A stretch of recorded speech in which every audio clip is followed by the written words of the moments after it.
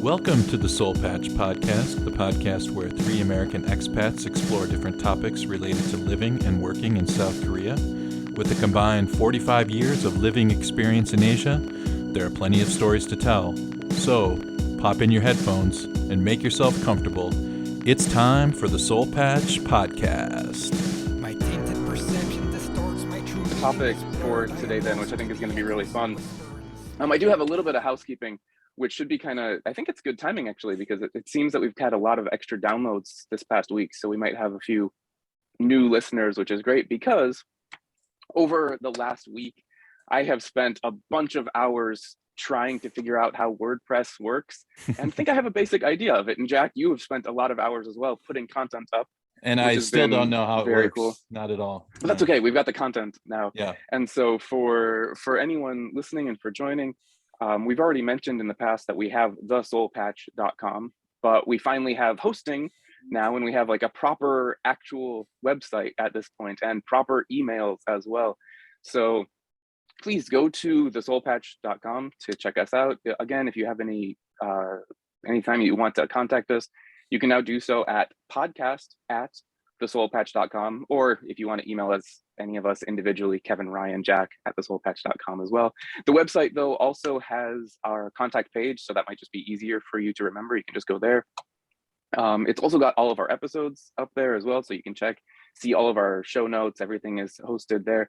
And just for anyone listening, because I am still learning how the internet works, if anyone has any experience with WordPress out there's a couple of things that I just wasn't able to figure out. I'm contacting developers all over the place trying to figure it out. But if anyone has any tips on this, I would be appreciative to learn how this works. It's really fun to make a website, but at the same time, there's things that are frustrating when I can't quite find the button to make it do what I want it to do.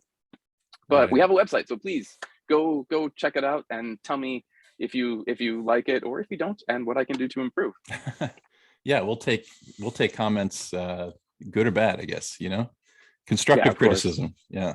But it does feel good to have like a proper website. I think it's such a small thing, but it feels kind of cool to go to it. It's just relief. Like we just checked off another box there on the we're becoming list. more official. Oh, Exactly. And speaking of more official and podcast lists, actually, something else that we did add to the website, because we've been doing this for a while already. This is episode number 36 or something. That's right. So yeah, I mean, that's 7 months, 8 months, something like that. Yep. And so for anyone listening, and something that I've added on the webpage as well, if you enjoy listening to us and if you want to send us a coffee, we have a coffee link on the website as well. We are, again, more officially an actual podcast now. So if you go to the website, you'll see on the top right, there's a little button, buy us a coffee. And that'll link to our brand new Patreon page as well, if you want to go to that. But we'll be here for regardless. Either way, we enjoy meeting and just talking about this. But coffee is always good. Good to know. Yeah. All right. Thanks, Kev. Man, that was it's exciting to have a proper website up and running. Today's topic, what I was thinking we would talk about today is what you wish you knew before coming to teach in Korea, especially this is for Hagwon teachers, but not necessarily Hagwon teachers, because Ryan, you had an atypical kind of track here in many ways. But when I was, brainstorming this idea, I thought, what a better way to do this is to just go to a couple of Facebook groups and create a thread. And I did that. And what happened was I got a lot of replies from teachers in Korea that had a lot of ideas that I hadn't thought of. And so we want to share those with our listeners, because this is straight from, from people doing this job that came from the US. They're working at Hagwons, and they know what kind of situations they run into. For me, it's been 20 years. Kev, what about you? Actually, that's something that I was just thinking of. Before you guys came here, did you do any research about Korea? Did you try and find out like what Korea is like? Did you do anything at all? I did. I'm just curious what you guys did. I had some experience I was exposed to Korean culture in a funny way, like probably some, you guys, I think, Kevin, you did Taekwondo too. as Right, well. but I mean specifically like living in Korea, like did you do research on what it was going to be like to live here and to teach here and Yeah, so what I was going to say is that because I had done that when I was younger, I I did that from like age 9 to 15. So that's a pretty like impressionable piece of time. And so when I found out that I was going to be going to Korea, it was a very short window of time when that happened. It was like I was supposed to be going somewhere else, and then it switched. And I had the motivation, I guess, from having some prior experience. I was really excited, I guess what I'm trying to say. So I dug into everything I could find, and you have to imagine this is in like 2006, 2007, 2007. So the internet was a little different. Oh, for sure. It's Yeah. kind of hard to remember, like, but think about it, like in that era, like the YouTube just wasn't as rich. Was there even YouTube? There must I have think been YouTube. there might have been like America's Funniest Home Videos and cat videos. Like that was it. You know Yeah, what I that was mean? still it that was was all still a flash thing. animation. I miss Yeah, flash right, animation. right. So it's not like I was really well versed, but I took the time to try to look at, we talked about this, like Hangul. I tried looking at like the script. I learned about the general politics of where I was going. And I had a lot of like potential connections I wanted to make when I arrived in Busan. So I had researched the crap out of those, but still, I was totally not prepared. It's No not, way. it's for me, I did nothing. 2002, Yeah. I just jumped from Thailand because I was a little arrogant, you know. I'm like, I went I straight got from this. never traveling overseas to go. I went to Thailand and I was Nice. there for a year, a little over a year, and I was like, I'm Mr. Travel Guy. Like I don't need anything, you know. Just throw my backpack over my shoulder, hop over to Korea, teach English. But you know, it's a shocking difference, right? I mean, it's I just spent a lot of time on Dave's ESL Cafe, which anyone who is coming to Korea will know Yeah. that site. I mean, I still check it for trying to find summer job listings and things like that, of which there are much fewer and fewer and fewer these days.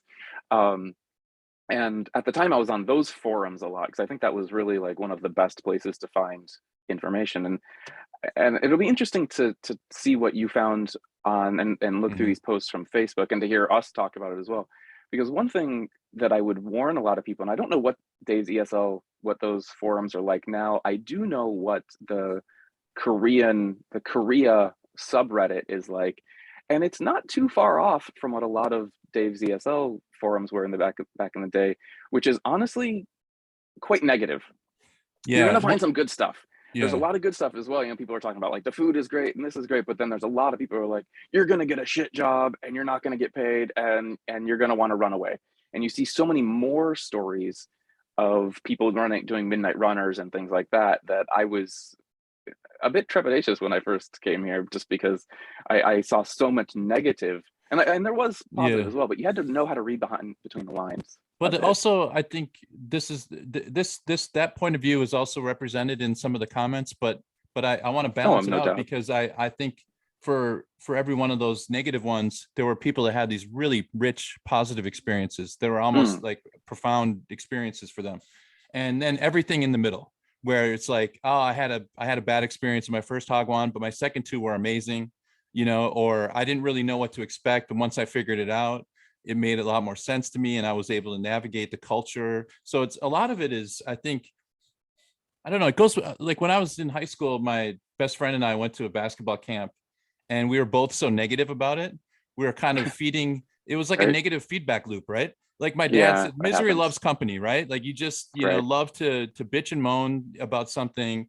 And I went to that camp again a different time and I had a different experience because it was just, we weren't, it's just, I think attitude is really has a lot to do with this, but let's jump into a And I couple think of we things. aren't in the old Wild West of Korea as much as it was. And even when we came here, it Right. was only kind of the Wild West.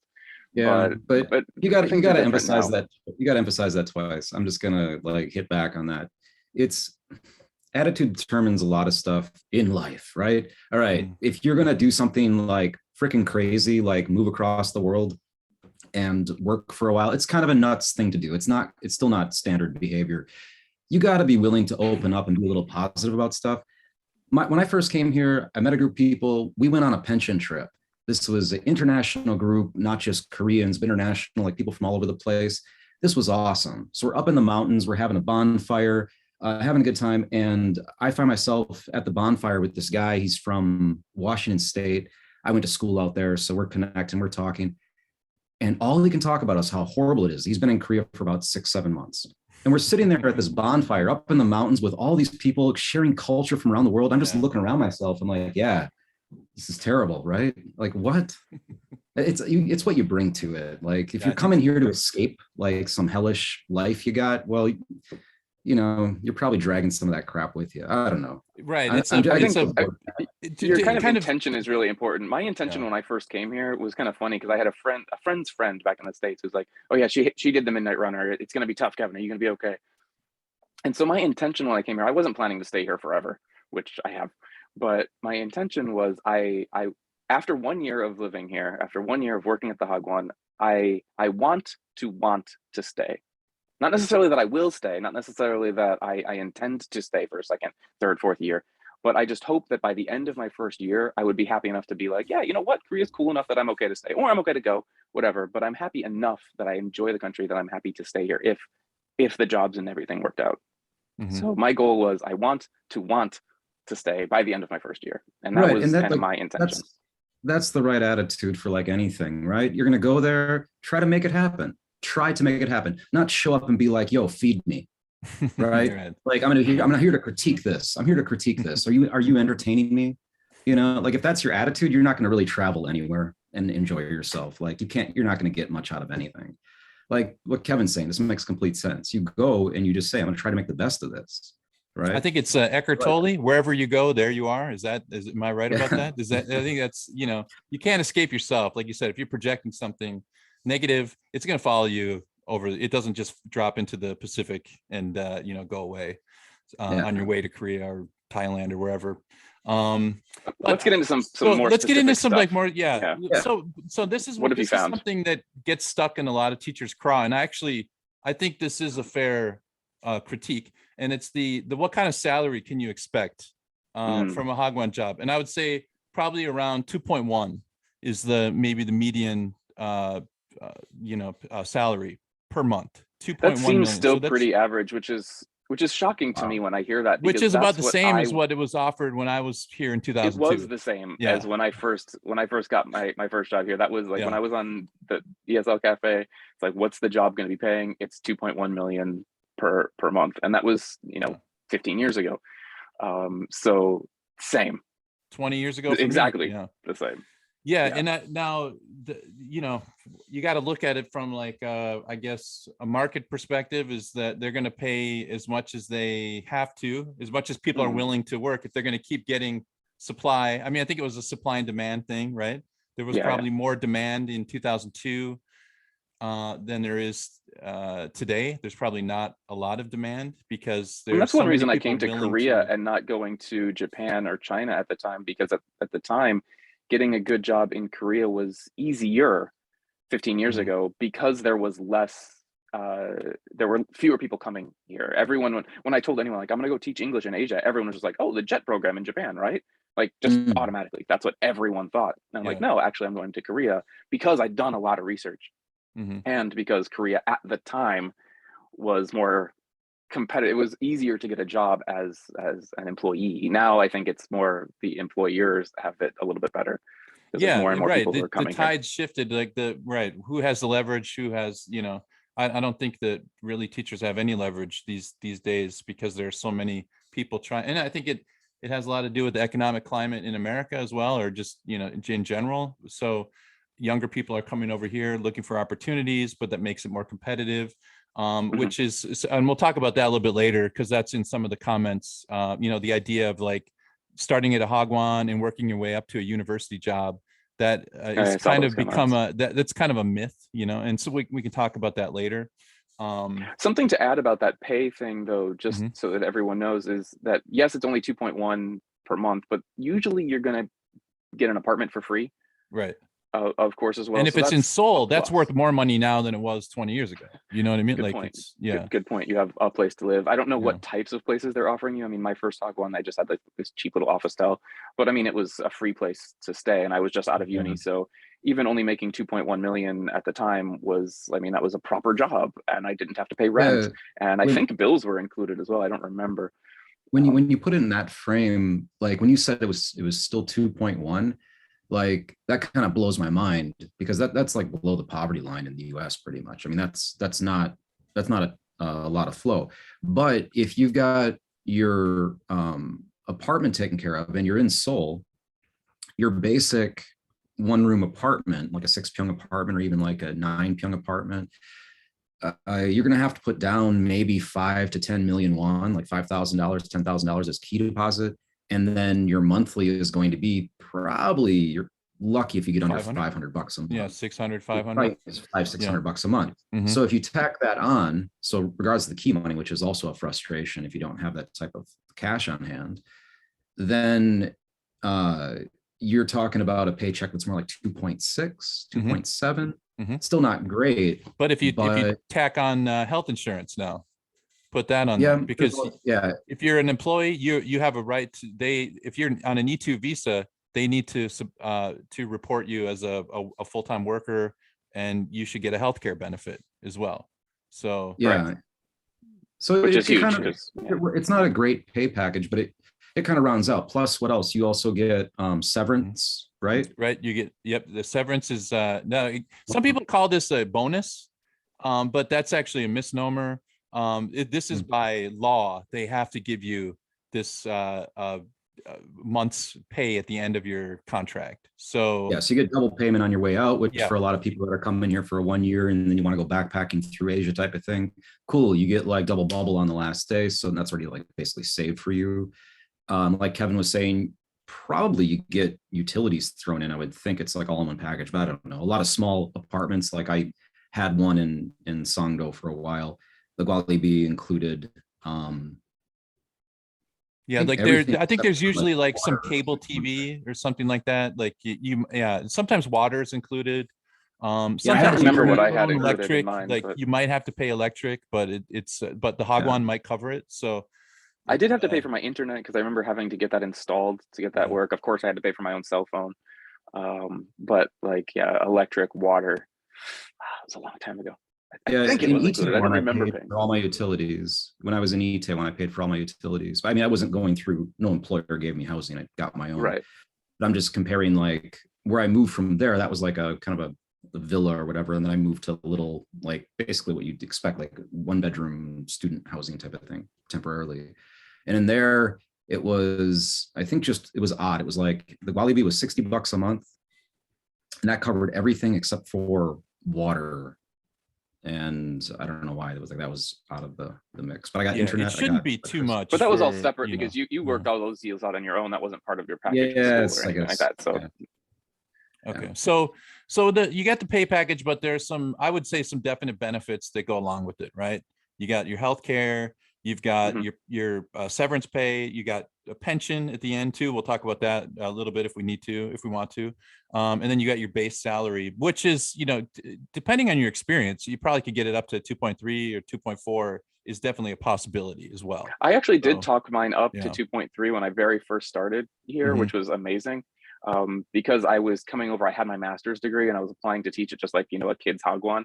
And I was like, I'm qualified. I've been teaching for a bunch of years. And so I did actually manage to get my starting pay up to 2.3. So it is Yeah, possible it is possible to for sure. negotiate. Yeah, yeah. 2.1 sound a at little bit least. low, but I think that is the kind of right in the middle of where most people start. Now the second point I wanted to bring up was recruiters, because people often, say, well, how can I trust my recruiter? And I would say, well, why are you using one recruiter? Use lots of recruiters. That's their job, is to find a school. And so you could be in contact with multiple recruiters, as many as possible. Mm. And Yeah, there's let really no and reason then not to. it's kind of like a real estate agent in Korea as well. You don't just go to one, you could go to several, and they'll find you in multiple different places that they have relationships with. Because a recruiter basically has a list of schools that they supply for. And so they're going to tell you that this school is the the end all be all of best schools ever, because they want to get the payment. And it might be a great school or it might not. We don't know. And so what you need to do first is just use as many recruiters to find so that you can get in a location that you want. You've done some research and you say, I want to live here.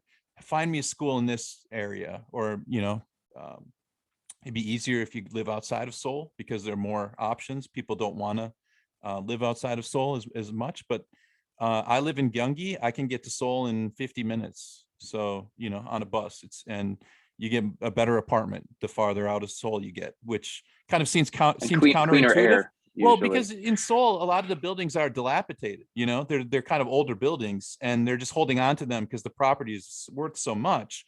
But outside in Gyeonggi, the province surrounding Seoul, you've got a lot of newer buildings being built, office towers. And so you actually might get a better apartment if you're willing to live a little bit outside of Seoul, just in the next province out, which is. And I'd say it Gyeonggi. really depends on what type of lifestyle you want to live, because living out in Gyeonggi can be really chill. Like it can be really nice. And there's still generally expat communities. When I was down, I lived in Suwon for 1 year. And I was like out near one of the universities, but I know there's kind of like an expat neighborhood there, and there was like a bunch of bars and stuff. Yep. Yeah. And I remember like there was a nice community in Suwon as well. And I'm sure that pretty much any of the suburbs will have a cool community that you can get hooked up in. Yep. So it really depends on what you want. Do you want to be in the big city? Cool. Come to the big city. But as Jack said, even when I was living in Suwon, it was a 1 bus ride away to Gangnam Station. I was here in 30 minutes if I wanted to be. Yeah. So you're not that far out. And sometimes living outside of the city can be kind of chill, depending on what type of lifestyle you're looking for. If you want to be in the mix of it, Seoul's going to be a little bit nicer for you. But if you want a bit more chill, I would say the big trade-off, like with friends I've had that have lived at a distance like this, where they can get into Seoul in like 30, 40 minutes. Those people, they're not the people you're going to play in a band with. Typically, they're not the people that you're going to have coffee with after work every day. That's one of the things that was really nice when I originally came to Busan, but then I moved up to Seoul. I had larger groups of friends in both places, but in Seoul, I saw people all the time, because Itaewon's like a village within a city, and the premium you pay to be there, it allows you to literally like get a bagel and a coffee with your buddy before you're headed off to work in the morning, because you guys are both walking down the same street. It's really kind of a funny thing. It's like it's a village within the city. It's that's really if you're living like in the Itaewon area, but just living in Seoul itself. I mean, I live in Seoul, and I have an hour commute to get to work.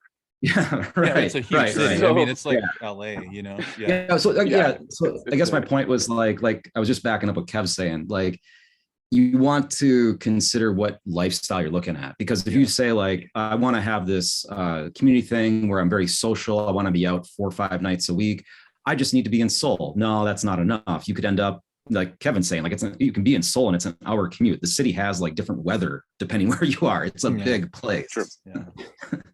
Yeah.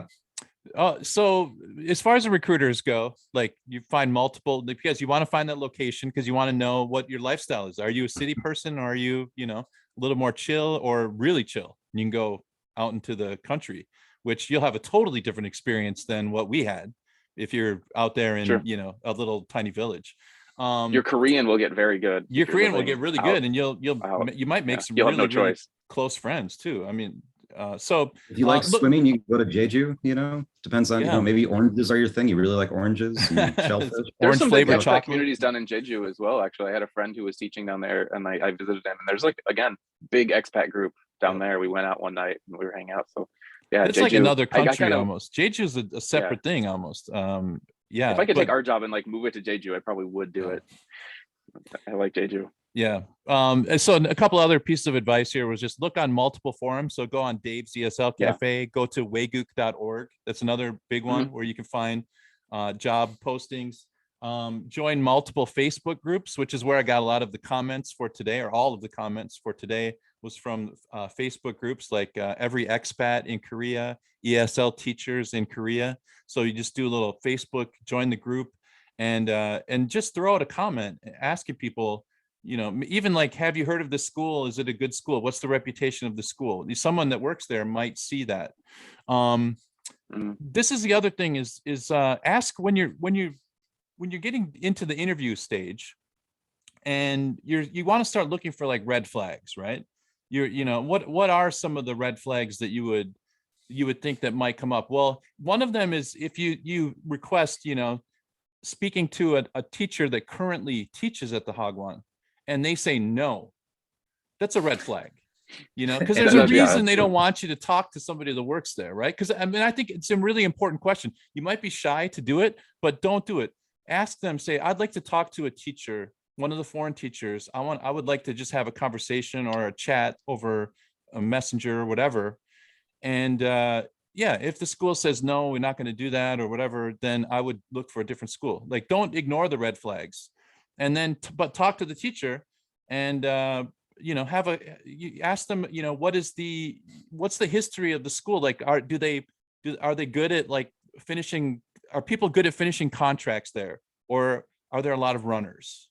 If they can't keep anybody for a year, that's another red flag.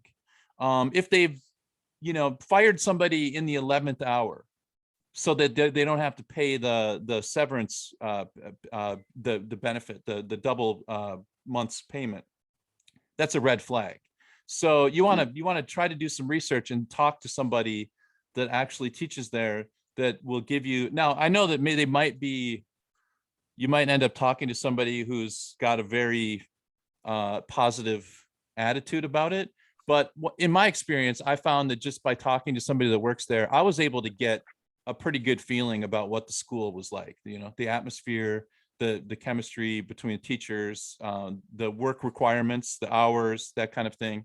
So I don't know. What do you guys think? Does that sound like good advice? I mean, I think it's a pro tip for any job, like anywhere in agreed. the world, do anything. Like if I'm going to get a job, like at a coffee shop, like I'm at Starbucks and they're like, all right, welcome aboard. I'd be like, hey, is it cool if I just like talk to some other workers here? I just want to understand like, scheduling stuff and kind of get a feel for the community. And they're like, absolutely not. Like, right. What up? What? Yeah, agreed. That's just a good life tip. It's just a good life job tip, hunting in general. Yeah, but regarding Korea, a lot of the Hagwons, if I understand correctly, at least the ones that I've dealt with, like I've done some piecemeal work for a company that's related to Pagoda just 2 years ago. So like you probably heard of these companies like Pagoda. What are the other ones? Jack, didn't you do some? Oh yeah. Let me see. YBM. Yeah, like this kind of stuff. Those are massive. So take a look at the school that you're looking at. Take a look at where they're coming from. They might be part of like a massive network of 1,000 schools. In that case, I don't know, what do you do? Jump on Reddit? You could just put a comment like, yo, I got an offer at Pagoda. This is the location. Anybody out there can tell me, ask your questions. And a lot of the Hagwons are also franchises. So you buy into something like Wonderland or something like that. And so you could also go into Reddit and look at like Wonderland, this city, like the one specific one, because they could be different depending on the director. It's kind of like the owner, the sign on the outside is the same, but it really comes down to the director, I think, of the Hagwon and how the director decides to run the Hagwon. And so if this kind of thing happens to you, like for example, if you're enrolled as an independent contractor instead of a full-time worker, then that they're trying to cut your health benefit. And so this person says, like, I pulled this off of a page here. They said, if your boss tells you to wait 3 months for your health insurance to kick in, that's a huge red flag. So be careful about that kind of thing. It's like, it doesn't kick in 3 months. You get health insurance, right? You're on an E2. You're supposed to have health insurance right away. Now, I think all of these things happened to me at some point in my past. So I didn't realize it because I never got a pension when I left Korea my first year. I never got pension money, which means I never paid into the pension, which means I wasn't registered as a full-time worker. Obviously, I was registered as and I think it made sense because I remember talking to the teachers before. See, I didn't do my due diligence the first time or even the second time myself. The people that when I replaced them, they said, oh, immigration stopped by and we had to hide in the staircase so that it only looked like we have 2 teachers and not 5 teachers, because more than 3 you have to pay, you have to provide some kind of benefit or whatever. And so that's why I'm looking back, I realized this all 10 or 15 years later. It's like, oh, wait a second, I was supposed to be getting half of my severance paid, pension paid every month, and get that money back, but I never got it. I did get my double payment at the end, but I never had like proper health insurance. Now the second place, also another hog one, I never had proper. I had traveler's insurance, but that's what they bought for us, but not. I wasn't part of the NHS, right?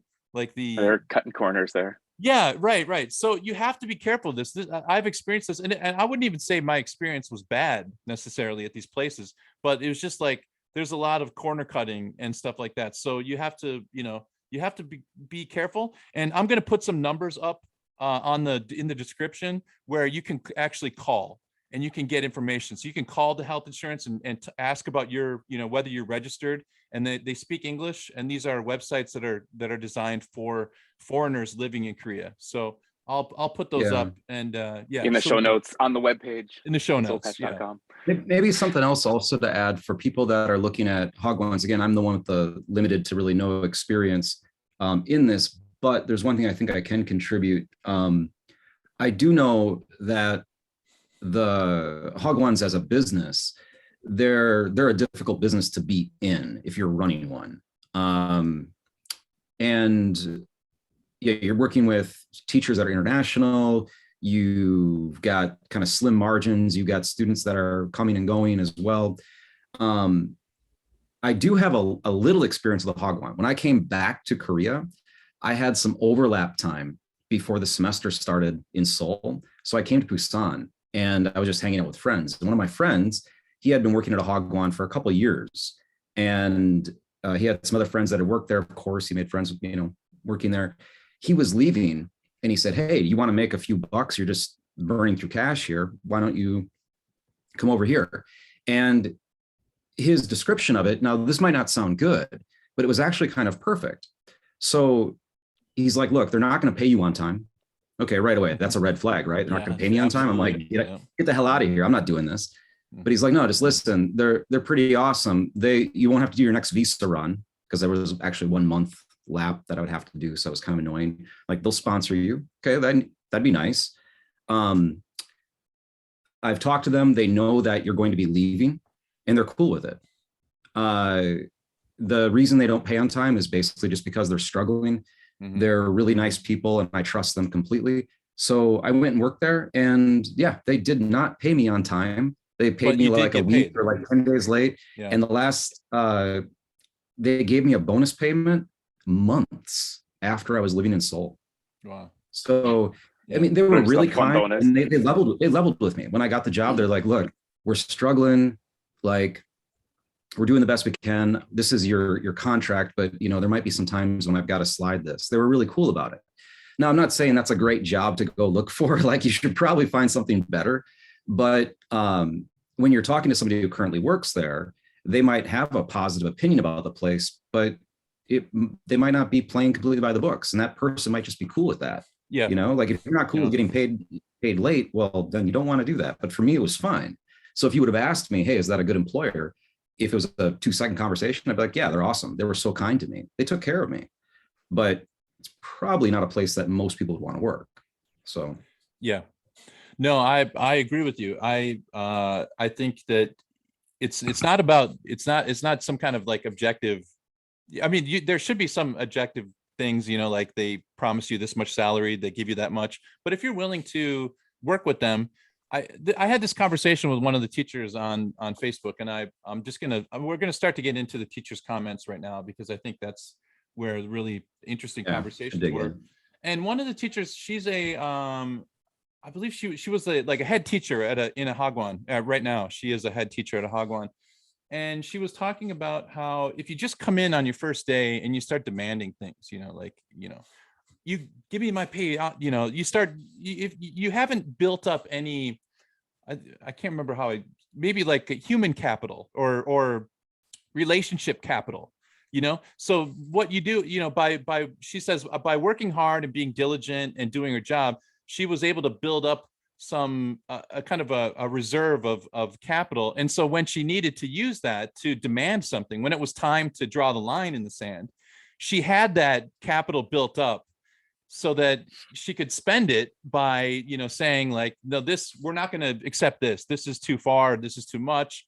But if you come in right away and you start demanding things and saying, I'm not going to do this, I'm not going to teach that 5 minutes or whatever, I think you might, I think that might actually create a negative experience for you where it doesn't have to be negative. So I don't know if I that think makes again, sense. this is kind of general life advice for jobs. Like when I was younger, back in high school and university, I worked a couple of fast food jobs, right? And the first fast food job I worked, it's fast food. It's a shitty job. I'm covered in grease all day, and there's just angry customers who are just hungry. It's not a fun job, but my first job was great. I loved it because the managers, they would do anything for me, but I would do anything for them. If I needed a shift covered, if I'm like, so I can't come in next week, they'd be like, no problem. But at the same time, they'd call me and be like, yo, can you come in today? And I was there. And I would do anything for them. They would do anything for me. We had each other's backs. And then the second time, the other fast food job that I had later in university, they sucked. I would not cover them. They would not cover me. I did not enjoy it. And it was just because of the rapport that we had with management in general and with the people that you work with. So I think that's again, just Right. kind of general. That can be hard to, like the rapport you're describing. I think anybody over the age of 40 has probably been on both sides of that. I think when you're in a foreign country, right, it's kind of harder it can be harder to build that rapport. It can be harder to feel that level of trust, coming in, more doubtful of like the management taking care of you. And maybe that caution is well warranted because, you are traveling and this isn't your culture. But yeah, it might be worth it to give the benefit of the doubt, at least for the first few weeks, That's what I'm saying. For the first couple of weeks or so, just, like you said, they might be struggling. They might have lost, because of COVID, they might have lost some students, and they're just starting to recoup, the recruits that they can, build classes and stuff like that. So I would say give them, like you said, a couple of weeks or a month, just give them the benefit of the doubt to suss things out, even if it's not exactly what it was promised, Yeah, and be willing to go with the flow a little bit as well here. I mean, one thing that I remember being very surprising, and I've joked with so many people about this exact same thing in Korea, is that so much here just happens last minute, right? Mhm. And you will have this complaint. You'll talk to someone and be like, "Oh, guess what? You're teaching a new class starting next week." And you're like, "What?" Or starting tomorrow. You have a new class starting, the next day. And you're like, I'm not prepared for this. Like, what the hell? Like, a lot of things in Korea, especially in Hagwons, but even at the uni level, In just life, it's like in life, in life. But in Korea seems life. to really just exacerbate this, where it just things change suddenly, very quickly here, and be willing to know that that's going to happen, and it's kind of uncomfortable and it's kind of shitty at first, but it's kind of how things work sometimes here. Yeah. So don't And complain too much about it. Just go also, with it, and it will work out in the Okay. end. oh, I'm sorry. I was just going to say that I would say just something in Asia in general is that you're going to notice relationships are very important, and maybe more important than the meritocracy, which is, the way we kind of like to look at things in the West. I think is, the hardest worker rises up, and even if the person is very, stoic and not, I don't want to say antisocial, but not social, quiet, reserved, whatever, shy, but works hard, and that you rise up because of your work. I think that you have to kind of, like you said, Kevin said, go with the flow. You have to understand that relationships are very important in Eastern culture. And so that's why there's a lot of team building, and that's why they do a lot of this stuff that we've talked about in the podcast in the past, is to build a positive atmosphere and to trust the people you work with, and help them out, do favors, and so, I think you'll find that if you scratch their back, they'll scratch yours. But if the first time they ask you for something and you say, that's not, throw the contract down on the table and point to it and say, look right here, it says 21 hours. and you're asking me to do 21.5 hours. How dare you? Know, if that's your response to everything, then you're not going to make it. I don't think, you're not, because you're always going to have last minute things that are going to change. And yeah, I mean, I think that's, again, these are kind of life lessons, but I think it's important to talk about. Yeah. I think another thing to consider when getting a job anywhere, but especially in a foreign country, is to understand the situation you're coming into. So with Hagwon, you're going to come into either a larger corporation that has many different schools they're operating, or it could be very small. There's probably, I'm guessing, like mom and pop Hagwons, just like they employ 3 teachers or something, 5 teachers. So there's nothing wrong, I think, with either or, on a basic level, but understand what it is. So if you're coming, like, for example, if I was coming to Korea and I was going to be working for a small company that I know currently has 6 teachers, yeah, of course, the things we mentioned before, you could try to talk to some of those teachers. Something else that you can do, it's real easy. Ask about your position. Be like, am I replacing somebody? Or try to find out, am I replacing somebody, or is this business growing? Are you adding me on? That can give you a lot of insight into why maybe a payment is late, or why your paperwork is dragging here or there, or just how your relationship is going to stand with the other teachers. You can imagine if you're there to replace somebody who left, well, that actually might be a good or a bad thing, right? It could mean that the employer now has a surplus of cash and they have too many students and they need to get somebody in this position. Or it could mean the job is terrible and that person ran away, because they were being tortured. So you don't know, but just give yourself some perspective. Try to understand. Yeah. If you're promised like a job that's from like 10 a.m. to 6 p.m. and then you get there and they say, oh no, you start at 6, you go to 10, and then you have a break, and then you come back at 7 p.m. and you finish at 10 p.m. That happens. Those are split shifts, and that's a time to put your contract down on the table and point at it, of course, so within reason, we're talking about those kind of like those narrow margins, not just a complete, red card, situation, which would be, so I want to clarify, make sure that like split shifts and, understand what you're getting yourself into. Look at the contract. And if you're coming here to teach, teaching is not the same type of job as like working in a factory. You don't punch in at 9 o'clock in 1 second, and then you punch out at 5 o'clock in 1 second. It doesn't work that way. You will show up early to work. You're going to see some of your students, the eager ones. They're going to talk to you. You're going to hang out. They're going to want a little extra help after work. It's teaching is a social job. And if you haven't had one before, like, you got to be a little flexible with those hours. There you go. Yeah, I agree with that. Yep. True as well. So one of the teachers said, how many foreigners work at your school? So I think this is an important thing, because you might want to work with 1 or 2 people. That's fine. That's going to be a very mom and pop operation right there. So like a husband and wife. My first Hagwon that I worked at was me and one other guy. Yeah, and the owners were probably like a couple, right? They were like a married couple or something. Actually, I think it was a franchise. I think there were multiples of ours. So it was a slightly bigger. It wasn't huge, but there were a number of branches around the country. I think they've all closed down at this point. I don't think it really exists. Well, there are also monsters that have like 20 plus foreign teachers. These Hagwons that have, in Gangnam, that have the whole building, are just as, but if the school has got 20 teachers working at it, it's probably a pretty good school too. And, your friend base is going to be, much bigger. So for me, I would go to the big one over the small school, but that's just my personality. So you got to make that up for yourself. I would definitely look into this one. And I mean, here you're going to make your own decisions. I did a part-time gig at an English academy in Gangnam, teaching kids 2 years ago already, so 2020 summer. And it wasn't a bad job. I mean, they paid me on time. The pay was okay, I guess. I didn't have to worry about any of like the legal stuff there. And there was probably 20 foreign teachers there. They had their own building in Gangnam area. I mean, they were just raking in the cash and paying the teachers surprisingly little, of course. And I talked to a lot of the teachers during the lunch breaks there and stuff like that. Well, actually, they were breaking lunch rules. They didn't give me a lunch break at all. And I tried to complain to the labor board, but I don't think anything came of it.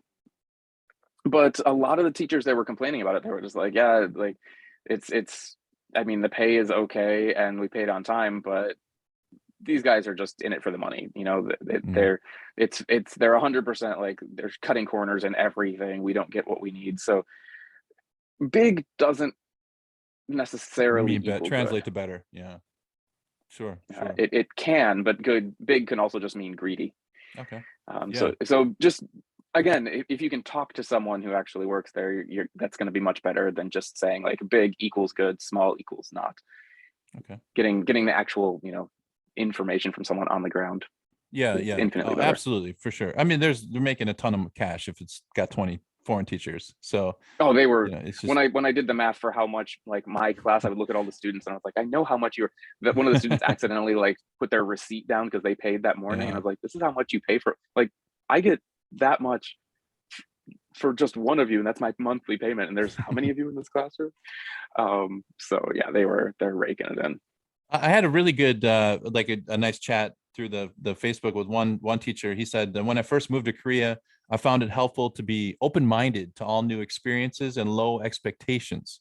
Nice. Many people come with certain expectations that reality can be hard to meet. Open-mindedness helped me a lot. So this is a guy that was like, he had a really good experience, and he was in Daegu, I believe, when talking to him. And he Cool. said one of the things that he did was he started learning Korean. He said that really affected his like experience here profoundly. There was a teacher, I want Well, to give a I shout can out to speak to her. that offhand. I Yeah, mean, just yeah, speaking the language, even at the most basic level, is just so helpful. So helpful here in Korea, in any country. yeah. Yeah, He said, actually, yeah, that's a pro tip that I think, I don't know, maybe I've said this in a different way. We're talking about travel, but I recommend this to a lot of young students who are going to travel. That, you know, you get freshmen, they often ask you because they know you travel, like, hey, what's some tips that I can do to stay safe and whatever, and, you know, experience. I always tell them, like, even if you're going on a trip just for 2 weeks, learn to count to 10 in the local language, learn the word for water, rice, chicken, vegetable, like bathroom, just the basics. Like I think you used that expression last week, taxi English or taxi language, Mm. taxi Thai, yeah, taxi Thai. taxi Korean, Yeah, yeah, you, sure. you can do that with, you can knock that out on an airplane, and it's not going to give you a window into the culture if you actually study it, the language, but it'll help you to bridge those social interactions really quickly. Yep. You're speaking English. This is the, you know, imperial language of the planet. Yeah, you're going to get by with it. You'll survive. You don't really need to learn other languages if you speak English. You can get around the world pretty damn easy. But it shows, I don't know. It's like Just a like it's this like a instant, respect thing, or it's like yeah, a it's instant. it's like a It's instant. deference for like, I appreciate Yeah. your, you know, yeah, I'll You'll meet you'll you get like part even way, you know, you'll even get though even like the mine's only like one, toughest, yeah. yeah. You'll get like even the toughest looking dude or like the shyest little kids, they all start smiling. Yeah, And it, you know, right, it's right. just it's like an instant win. It's Yeah, so easy. yeah. Yeah. Number No, one tip. it really, and this guy, yeah, it was teacher Shannon at the I believe YMCA program in Daegu. I just wanted to give her a shout out, but I'll link to the blog there for anyone that's of our listeners that are in Daegu right now. He's had a really wonderful experience with that program, and changed his life. 8 years he taught here, I think, What's his before he name went again? back. I don't Say know that his again. name. I didn't put the The names blog? down. I kept it kind of anonymous, but he's Yeah. somebody I guess it could be she, actually. I'm not even sure if it's he or she now that I think about it. I apologize if I got the wrong pronoun there. Another teacher talked about like working outside of Seoul versus working in the city, but we kind of talked about that. So I think I'll just go past this comment. Mm. And but I had a thread with another teacher. I know it was a woman who's teaching here from the United States, and she said something that I wasn't expecting was how expensive it is to get here. And this is really interesting for me because I remember coming here because I was like kind of broke. I was just like, I just crash landed here with like, you know, a job and an apartment and just instant life, you know, and then I got my salary and I was set. Like I was good to go, plenty of spending money, you know, Itaewon, Hongdae, all that bull crap that I, you know. So, but what they have to deal with now today is that they have to deal with much more, I don't know how complicated visa documentation process, right? So you've got to mail. What do you have to get? Like an apostle from The apostille. or apostille. Which is- Thank you. Yeah, Yeah. apostle is from the Bible. Sorry. Yeah, you don't need any apostles to come. You don't to need any Korea. apostles for this. Fortunately, they're kind maybe of a tough couple to saints will help you, but yeah. Saints in your Apostille. pocket. Thank you. Yeah. Okay, I put the wrong emphasis on the wrong syllable, I think, in that one. Anyway, so just keep in mind like how much money this is going to cost you. So I'll just read her whole thing because this is really helpful, I think. Most places only reimburse you after your flight, after you arrive in the country. And she said, I was expecting that. However, the cost of getting all the visa documentation in order adds up as well. Buying necessary items to relocate, SIM card, etc., also adds up. Some programs don't reimburse you for your plane ticket until you arrive. So you've got to dish out the plane ticket on top of all the documentation money and stuff like that. And then on top of that, you have to complete quarantine in a government facility, which is going to cost you $1,500. Or if you're in a Hagwon, that's a lot. Quarantine in your apartment. So I don't know. I mean, I'm just trying to do the math in my head here, but how much is that? The quarantine, that's a lot. I do remember. I mean, I think this is a good point because, and this is something that I got really lucky actually. Again, even though I worked at like that kind of like bigger Hagwon branch, they were pretty chill. They were nice people that I was working with because the same thing as you, Jack. I came here with like nothing. Yeah. And although I had just worked a summer job and earned a little bit of money before that, I think I must have spent it all like buying the plane ticket and just getting things ready for my move. Because I remember when I came here, and the one thing actually I think that post that you didn't mention is that Korea pays monthly, not weekly or not bi-weekly here. So keep that in mind, because I was not expecting that when I came here. So I landed on the ground. I'd pretty much spent all my money. I didn't have much of anything. And suddenly I'm like, I've got no money and payday is still 2 weeks away. And I was not expecting that. My buddy was always like that. I'm pretty good about like stashing a little away, like, squirrel. Yeah. But well, this was when I first came here. Now I've managed this, but I was just out of uni and everything like that. So fortunately, she says though, manager, it could be my oh, I'm sorry, Kev. I didn't mean to step on yeah, your words my there. manager was really lucky. I was really lucky. She loaned me money actually when I was here because I was. Yeah. I mean, she knew. She's like, you're working for me. I'll just take it out of your paycheck next time. Like, it's not a big deal.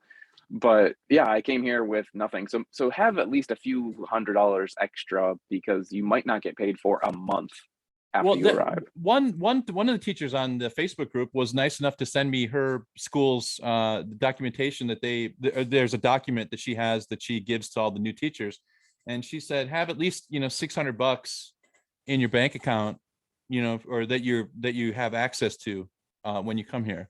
So yeah, I'm looking at that right now. Yeah. Like, this is kind of a hit list. We could just go down, wrapping up the podcast. Like, this is a pretty good list. And it's contemporary, right? This is like, they're talking about quarantine and stuff in it. Yeah. So like the money thing. So they're saying that you should exchange your money at before you leave the country. So buy Korean won from your country before you get in the airplane. What do you guys say? Yes or no? Good idea, bad idea, pointless idea? You're probably going to get a better rate at a bank than at the airport. So that seems to make sense. For sure. Yeah, and it's common sense. You're traveling anywhere in the world. It's true you can use USD in a lot of countries, but why not just get the local currency before you leave? And it just feels nice when you land in a new country and you don't have to like start looking like, where can I change money? You just got it handled. It's just a small thing, but it feels nice.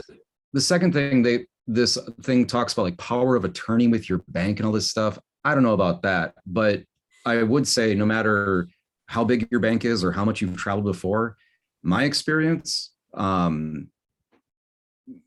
always tell your bank when you're going to a new country. Yeah. Because they can and they will shut off your money, and it could be a few days before they turn it back on once you call them and figure it all out. So if you're going to be moving permanently, be like, hey, this is the date. And I've done this for every trip I've taken twice a year for over a decade. And they always ask the same thing. They want a specific date. You have to give them a date. They're not going to note anything in your record unless you give them a date. If you don't have the plane ticket, you can just make up a date, but then you're responsible for that. So that's like the limits of their liability or whatever, you know. Power of attorney is not a bad idea. I did give that to my mom before I Yeah. came here, just to be safe, so she can handle all of my banking stuff back home. She is me as far as my bank goes. Yeah. I mean, I never used my American stuff anymore, but when I first came here, it was useful. Just if I needed something, you know. If I Keep needed your my mom American to- bank account. I don't have one. It's awful. I can't do anything, man. I wanted to, you know, I want to do some investment. Mine closed down Yes, on me actually after I was here for a really long time. So I didn't Oh, have really? one for a long time. Yeah, because Okay. I had like $2 in it, Oh, and yeah, so yeah, after a while I tried to log in. And they were like, "You've been closed down because you had no money." I was like, "Oh." Yeah. So I didn't. Now I have one. I don't use it for anything, but I have one. I wish I had one. That's something to talk about really quick. Finance. So if you're able to save money, so we've been talking about like small sums, but there's a chance you might be saving up. How do you deal with remittance or like exchange and stuff? I would love to actually give a shout out to Centbe, SENTBE. Their rates are pretty good. Not as good as what you'll like see if you Google like on XE, but they're better than going to the banks in doing they doing exchange. The fee, they claim it's a zero fee, but you can see it's a lower rate than what you would get on like XE or like, you know, online if you go looking at it. But they're awesome. They're really fast. Limits are like you can only send $50,000 a year, but for most people, that's not an issue. Your jobs in Korea, you're going to get paid in Korean won. You will make friends with foreigners who are getting paid in USD. They're not probably working at Hogwins, right? Hogwins never pay USD. No, only right? if you're working like an international school. Right, exactly. So you're going to have like a couple of buddies that might be getting paid in USD and they're maintaining a US account.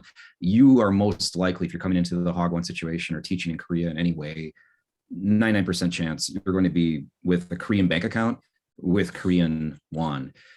Take a look at exchange rates. They fluctuate throughout the year, and over the years that we've been here, you're usually better off just to save your cash here.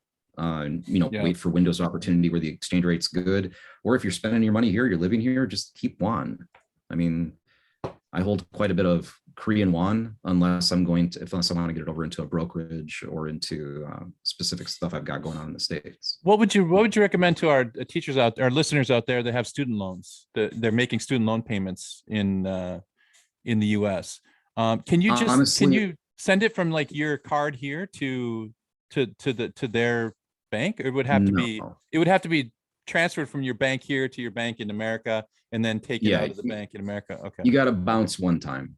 When I first came to Korea, I was still paying student loans, and I used the KEB.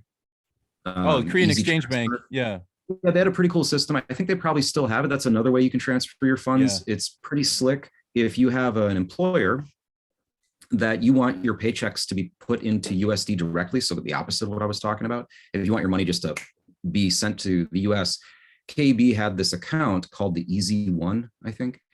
And it looks just like a checking account.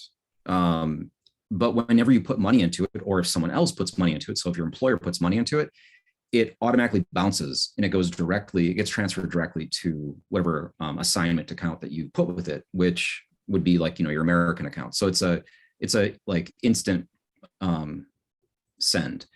So that may be something to look into if you have things like finances and student loans or debt or savings accounts, things that you want to maintain in USD. That would be kind of a slick way if you just want to keep it going that way. It still seems pretty weird. Like if you were doing that and then you want to use your credit card from the States here all the time, so you're always working in USD, I can't think of how that's a benefit. You're taxing yourself. That doesn't sound smart at all. No, but a lot of the new teachers that are coming here are going to have student loan payments, and so you really have to kind of think about that. What's the best setup? And I think your advice is really good. Like one of those accounts is really easy. You can even just do it yourself, because sending money in Korea is super easy for everyone. You just have it on your phone. And so even if you don't have your employer sending money over, you can just be like, every month send X number of dollars into this account and it goes to America, and then you go from there. Yeah, but I was saying like if you're gonna do that, I would still like your folding cash, like your daily cash, you're walking around money, whatever. I would send only home what you need to send home. I would not be using USD on the street to buy like bananas. That doesn't, that's not going to make any sense. So Of I course would you never have can. my whole, yeah, I would never have my whole check shipped off. Yeah. Um, There's one last one that I wanted to get to because like I said, not everything was positive, and so this one was kind of jumped out at me. This teacher wrote 2008 wages, all the paperwork needed, the hoops to jump through just to be treated like crap at some institute that is going to most likely fire you in the 11th month to avoid paying a retirement bonus. I'm surprised there are still takers. I wouldn't recommend it for those in generations beyond mine, Y or Z. There just isn't any This person light. was from the Days ESL Cafe of Maybe, 2000, yeah. Well, just saying 2006, like 2007. you aren't getting a college or uni gig ever. Those holy grails are gone. I like this viewpoint is it's not like a full black pill, black pilled kind of thing, but it was definitely like it's getting closer to that. I guess like if I were a new yeah, teacher and I was reading this, I'd be a little scared now. And he wrote back, he said, I'm honestly happy that you brought this up. He said he's not trying to scare anybody, but he's just trying to forewarn maybe that the old model doesn't hold anymore, isn't holding. I mean, does that make sense? Would you guys agree with that? Like the old model from 10 or 15 years ago? I mean, Yeah. I Well, couldn't, we yeah, can't, I would we haven't, agree. you haven't applied to a job as like, I mean, 17 But I years. look almost Yeah. every summer and every winter. I'm looking for okay. jobs just to see what's out there, because we're on the same pay as we have been for the past 15 years.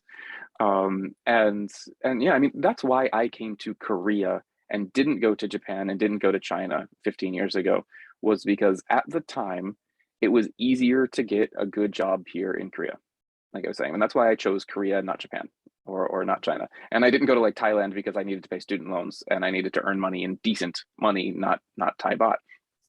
So at the time, yeah, it was very possible if you had you didn't even need a master's at the time, although it was very helpful. But it was very likely that if you put in some time, if you put in some work and had a good connection, you could get a university job. Now, that's tough. Even if you have a university job, it's tough to move to another university job. They aren't advertised. When I used to be on Dave's ESL Cafe, like every summer, every winter, there would be a few uni jobs looking for people. These Yeah. days, there's none, or maybe Yeah, one, okay. or and So it's like out of Seoul. that I was expecting, and that, but it's important that the listeners understand why that is. This isn't just basic like academic inflation or employment, what do you call it, like employment inflation, where the job that prior all you needed was like a bachelor's degree, now you need a master's. Then it wasn't just a master's, now it needs to be a relative master's degree in education, or instruction or communications, and then it needs to be a PhD. That's not the whole story. The bigger effect, I'm going to guess, and I'm going to ask you guys if you agree, is the birth rate. I mean, there's Okay. a constricting of the population, right? And I think it's because primarily there's just more people coming to Korea to teach. Oh, you There's think it's just an influx of teachers? yeah, I think that's part of it, is that there are so many applications, so many more than what used to be, so many more people applying for that one job. I also think though, if you want to do I don't think the university thing is necessarily impossible, but you have to be yeah, it's willing to not start it. impossible. You have to be willing to, you have to have a master's degree. Like Yeah, now you need it. yeah, now that is, there Absolutely. has been a form of like, I don't know, employment inflation in that Yeah, but you that's been the could, case for a long time yeah, now. but That's been that's like true almost, in America too, where like you used to be able to have a high school degree, and that's not enough.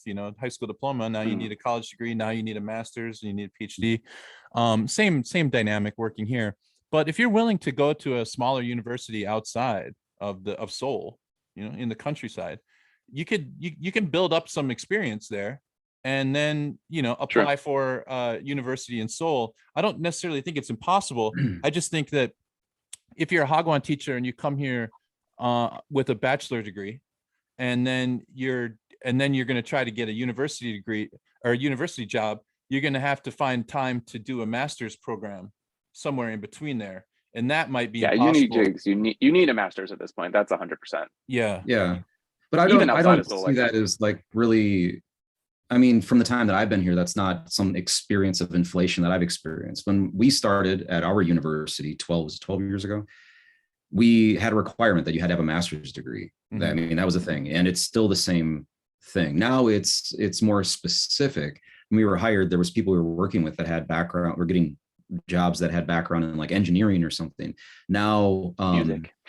yeah, when I was the coordinator for the department, I was collecting resumes for the cycles, and that was one of the stipulations, was that, you know, it had to be a relative major. Oh, It had okay. to be Now, again, I think mostly it's just that demonstrates there's fewer experience. jobs and more people applying for it. Well, they can be So they why can do you be think that, Kev? pickier. Why do you Yeah. think there's more foreign teachers? Because people are staying here longer. Okay, so it's not And- more people and coming keeping in, those- it's people staying. That might be I think there's people who are coming as well, just because Korea is becoming more popular. Like, again, when I said I was coming to Asia to teach English 15 years ago, it was Japan. No one knew anything about Korea yet, which is funny because, you know, the mid 2000s, and so people didn't know about Korea. Now Korea is a household name, you know, Gangnam Style, BTS, Totally. Squid Game. And so there's more and more people just coming to Korea in general. And then those people who are coming, those people like us who have a nice university job, are not leaving it. So No, that's there's true. combination That's of a new factors. dynamic. This guy, he came in the 90s, and he says he called it the Wild West. Wow. And I sometimes refer to the early 2000s as the Wild West. I don't really think it Right. was. I think in the 90s that was the true Wild West, or the Wild East. Nice. I'd love to hear even more about what it was like. He says that that long he ago. says the reason there's so many people coming over here is more of a testament of what life must be like back home than here. So it's not, maybe it's not necessarily a Korea situation. It could also be a job situation back home, or I don't know. I mean, maybe more people are just learning about these jobs. Is, you know, there's more. That's a potato situation. I think Yeah. he's correct. Okay. I think he's partially correct. It's tough to get jobs back home, but I think it's also correct that people are staying here and Korea is becoming more popular. It's no. Yeah, one I don't think factor. it's I don't never think one it's factor. a one or the other. I agree with you. I think it's probably a bit of everything. Yeah. But yeah, I don't know. I don't think that Korea has jumped the shark, as he mentions in his comment, as far as EFL is concerned. Not as far as countries, it hasn't jumped the shark, but as far as EFL in Korea, he says it's jumped the shark. I think that there's still pathways to those goals, but it has become more difficult. I will say that in the last. Well, for listeners that are trying to look for the opportunity to teach abroad, and then, you know, do the backpacking thing, they just want the adventure. Like, you're not looking for, you know, career like this. I imagine there's probably maybe that's the majority. I don't know. But can you guys, especially Kev, it sounds like you've been looking, well, specifically looking at other universities, but it was pretty easy to see perhaps 10 years ago when you mentioned the JET program, like rang a bell. I remember thinking about this when I was starting to work with you. Oh yeah, there's that thing, the JET program. We had a coworker actually worked with us for a while. He came from, not the JET program, but he came from Japan. He taught at a university there, and he came over here because compensation package was better. Wanted also to experience a new country. But this idea of Japan being the primary better place perhaps, and Korea was not as good, but easier to get employment maybe. Like, what's next? Yeah, like, if that's someone's the question. listening, where should they look? Should they be looking in China? That's what they said. China, Vietnam. Taiwan? Yeah, Vietnam. I think Taipei? Taiwan is the same as like Japan. I mean, I think the situation is not as good as Korea. You know, so like when I first came to Korea, like Japan was kind of had just hit its apex and it was on its way down, and Korea was on its way up. And so, you know, according to this guy's post and comments, he might be right. Maybe Korea's on the way down, you know, so to speak, as far as like the package, what they can offer, you know, how good it is. And it looks like China might be on the upswing, but there are benefits to staying in Korea that I think that are different than, you know, living in China too. So, and also Vietnam, you know, I mean, do you get look at the transportation system, the subway. I mean, there are all these things that you're going to get here that I think Japan has the same, you know, infrastructure as Korea. So both places are great. I think something to add just to this, like that, Ryan, that you kind of touched on really briefly, is that although like that post said, Jack, you know, that Korea, the university job is the holy grail of jobs here. While that Mhm. is to some extent true, that's for people who want to live here long term. There's nothing wrong with coming to Korea to do 1 or 2 or 3 years, just have fun, Yeah. travel, do a Yep. couple years here, go to Vietnam for a couple years, go to Japan for a couple years, just come here for a couple years to save some cash and go back home. That's a very valid, you know, choice as well. And there's cool jobs that you can get here. You don't need a university job to enjoy your life. Yeah, No, man. no, Like, no. I mean, that point. That's really important. And I don't think I touched on that well enough. That is where this thing needs to end. That's essential. I had a friend, one of my best friends when I moved here. He only worked at Hagwons, and he had been here for years. We actually had a nickname for him because he had been here for so long. But I don't want to single him out. It was very kind. No, it was a very kind nickname. I just don't want it to be, protecting the idea here.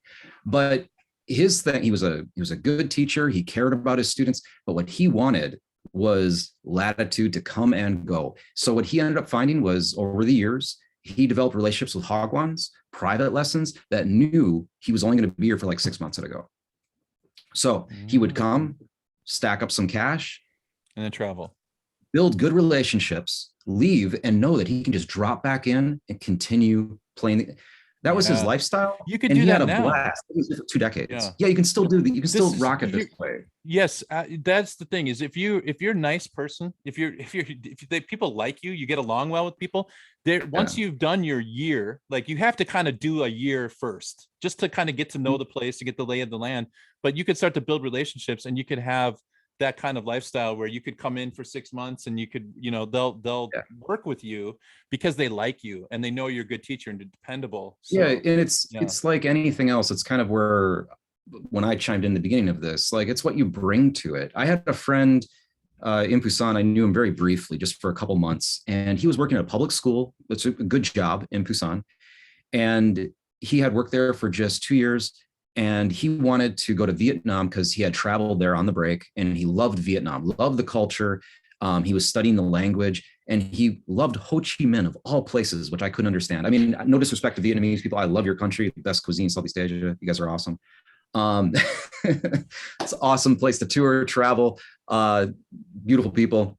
But I don't really care for Ho Chi Minh. I couldn't understand, why would you want to go to this place? My experience is that it's noisy and crowded, and the pay packages just aren't good.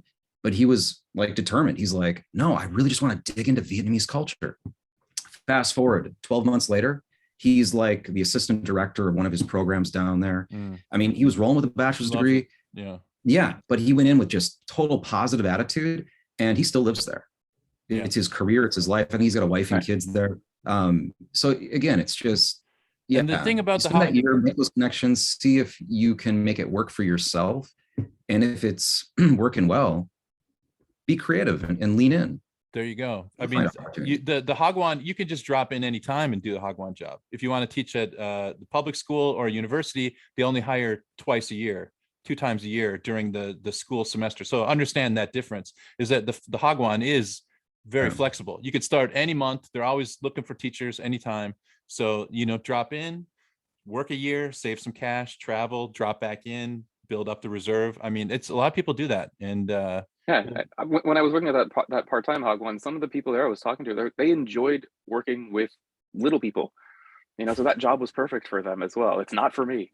No, but for them, again, that was great. They were happy to go in and play with a bunch of kids all day and go home, collect their check. Cool, good for them. So there are options. The university isn't the only holy grail. There's multiple holy grails depending on what you're looking for. Yeah. I knew a guy in Itaewon from years ago. I used to actually hang out a little bit. He's from Florida. I can't remember his name. Anyway, he got a job working at a kindergarten, and his Facebook posts, I remember in this era, were like constantly like him with like ukulele with all these little munchkins singing along. He's just laughing his ass off. He's just loving life. And I mean, just getting so much out of it. For me, I mean, I can understand what he's doing. It's just, it's not a class that I would want to go to 5 days a week. But for him, it was just life-giving, positive experience. Yeah. If you actually enjoy working with kids, then Hagwons you're going to have a great time. You're going to love it. So you have to. kind of figure out what, your temperament is. But anyway, we didn't get nearly through that whole list, and time is really. Well, I mean, saying that like, what do you need to know before you come to Korea? You could probably write a goddamn book on it. So that's a true. 60 to 70 minute podcast we're just touching on the topics here. Yeah, I'm looking at this list here. What do we have? Cell phones, bathroom, eyeglasses, medication, clothing and shoes, usable bags for airports, social media accounts. Like, I mean, we could do a part 2. This could be, but if anyone, could be a 10-part series. If you want to learn more, send us an email. Like we'll be happy to. If it's something that you want to know about specifically, if it's something really big, then we can even come back here and talk about it. Even if it's just a short episode, we could do another. And if it's something small, I'm happy just to reply to you and just be like, "Oh, this is what you need to know." Like if it's a small thing, we can just keep it off the air as well. If there's something random that you want to know about Korea. But although Jack mentioned there's so many places, so many people that you can ask these days, and more positive comments in general, it seems, which is good. I did. I found a good balance, and it's not the black pilled situation that I thought it would be when I created that thread. I got a lot of good feedback, and I'm sorry to those teachers that I didn't get to. But if we revisit this topic, if we get some good feedback from the listeners, we could come back to this and go through the rest of that list. And that'll easily be another hour of podcasting there. So we're always looking for content, right? So if you guys, where to find us, go to www.thesoulpatch.com. You can find us right there. You could stream, you can listen to it, you can download it. Everything is available on the website. If you want to contact us, you can find us at you don't have to say the www. Sorry. Okay.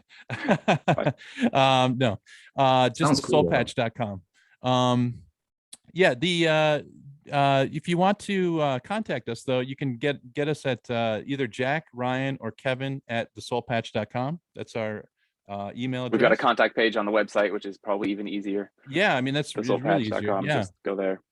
And if you enjoy the show and you want to throw us a couple won, you can just hit that smash that Patreon button, and but I'll leave that up for you guys. And we'll see you next week. We'll be back again, and like I said, let us know if you have any feedback about today's episode.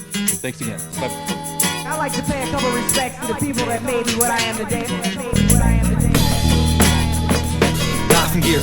It's all my love. It's all my love. The quiet man. It's all my love. It's all my love. Dopamine. Jim. It's all my love.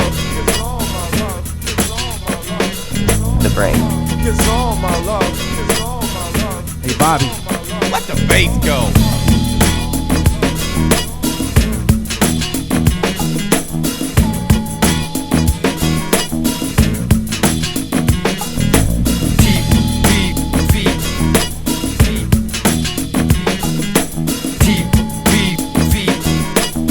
Call me an eater, call me a dominant.